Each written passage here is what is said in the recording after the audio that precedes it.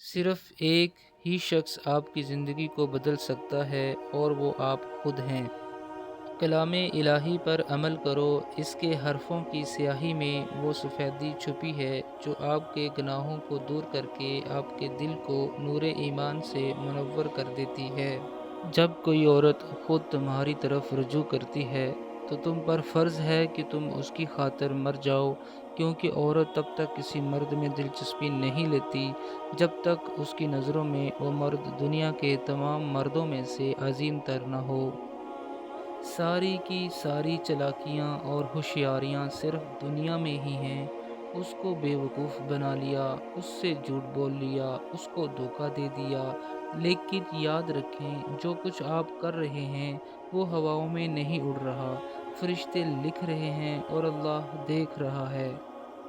صبر ہوتا نہیں، صبر کیا جاتا ہے، اور صبر یہی ہوتا ہے کہ اپنے اندر مچتے ہر طوفان کو اپنے اندر تھام کے اس کے ختم ہونے کا انتظار کرنا، اپنی شدتوں کو خود میں اس طرح قید کر لینا کہ معاملہ صرف اللہ کا رہ جائے۔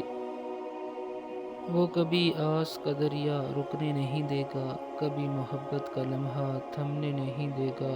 امیدوں کا چمکتا ہوا دن امر ہو کر ہی رہتا ہے، تمہاری خواہشوں کا پورا ہونا لکھا ہی ہوتا ہے۔ جب کھونے کی عادت سی پڑ جائے نا، تو پھر چیزوں کے کھو جانے، یادوں کے مٹ جانے اور لوگوں کے چلے جانے سے اتنی تکلیف نہیں ہوتی، پھر دستبردار ہونا اتنا مشکل نہیں ہوتا۔ کچھ لوگوں کو عزت راس نہیں آتی، جب تک ان کے جیسے نہ بن جاؤ انہیں سمجھ نہیں آتی۔ کسی نے ایک بزرگ سے پوچھا کہ انسان کا سکون کہاں ہے؟ بزرگ نے کہا، اگر غفلت ہو جائے تو سجدے میں، اور اگر گناہ ہو جائے تو توبہ میں۔